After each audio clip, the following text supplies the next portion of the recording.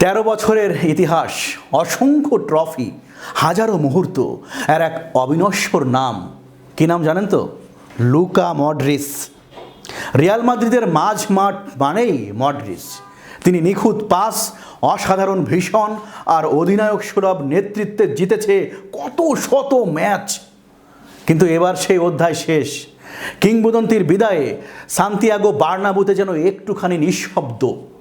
আর সেই শূন্যতা পূরণে রিয়াল এবার তাক করেছে বিশ্বজয়ী আর্জেন্টাইন তারকার দিকে।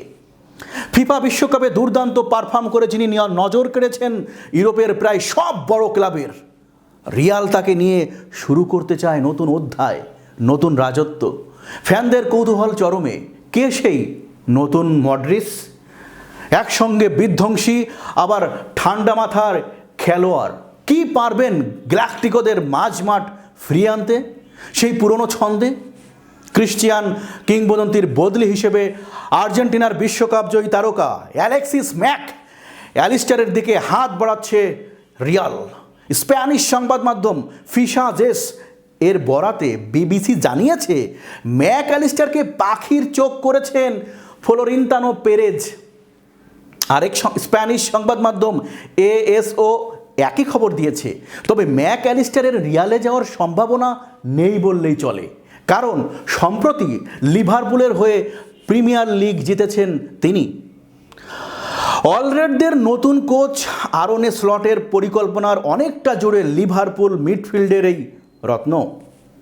আর চলতি মৌসুমে শেষ রিয়ালের ফুল ব্যাক ট্রেন্ট আলেকজান্ডার আর্নল্ডের রিয়ালে যাওয়ার কথা রয়েছে। একই উইন্ডোতে নিজেদের দুই গুরুত্বপূর্ণ ফুটবলারকে নিশ্চয়ই রিয়ালের হাতে তুলে দেবে না এই ইংলিশ চ্যাম্পিয়ন লিভারপুল। স্প্যানিশ ক্লাবটিতে যাওয়ার গুঞ্জন নিয়ে আর্জেন্টাইন সংবাদ মাধ্যম টিওয়াইসি স্পোর্টসকে ম্যাক অ্যালিস্টার বলেছিলেন, আমাকে নিয়ে ছড়ানো গুঞ্জন ও সংবাদ আমার পড়া উচিত। আপনারা কি মনে করেন? আমার কাছে গুরুত্বপূর্ণ বিষয়টি হচ্ছে বর্তমানে কি ঘটছে তা। এই ক্লাব লিভারপুল আমাকে এখন যতটা পছন্দ করছে, যদি একটি উইকেন্ড আমি খারাপ করি এখনকার মতো আর আগ্রহ থাকবে না। বুঝলেন তো? এদিকে ম্যাক অ্যালিস্টার ছাড়াও আর্জেন্টিনার আরেক বিশ্বকাপ জয়ী ফুটবলার এনজো ফার্নান্দেজের দিকেও নজর ছিল রিয়ালের। সংবাদ সম্মেলনে চেলসি কোচ এনজো মারেস্কা স্পষ্ট বলে দিয়েছেন যে এনজো আমাদের গুরুত্বপূর্ণ খেলোয়াড়, আমাদের অধিনায়ক ও মাঠে নেতৃত্ব দেওয়া ফুটবলারের একজন। সুতরাং এখন কোনো গুঞ্জন কিংবা আলোচনা নয়, সে আমাদের দিকেই মনোনিবেশ করছে। এবং এটাই গুরুত্বপূর্ণ। রিয়ালের মাঝ মাঠ মানে ছিল মডরিচের ক্লাস, ধৈর্য আর ক্ষুরধার পাস।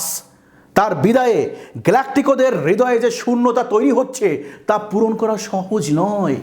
হ্যাঁ, তবে নতুন এই আর্জেন্টাইন তারকা শুধু একজন খেলোয়াড় নন, তিনি বর্তমান প্রজন্মের প্রতিচ্ছবি। বুঝলেন তো বন্ধুরা? যিনি মাঠে নামলে বদলে যায় গেমের গতিপথ, যিনি পারেন দলকে একাই টানতে সামনে। রিয়ালের সমর্থকদের অপেক্ষায় নতুন এই ম্যাজিশিয়ান মডরিচের ছায়া নয়, বরং তৈরি করবেন নিজের কিংবদন্তি। একটি যুগের সমাপ্তি আর একটি যুগের সূচনা, ঠিক এখান থেকেই।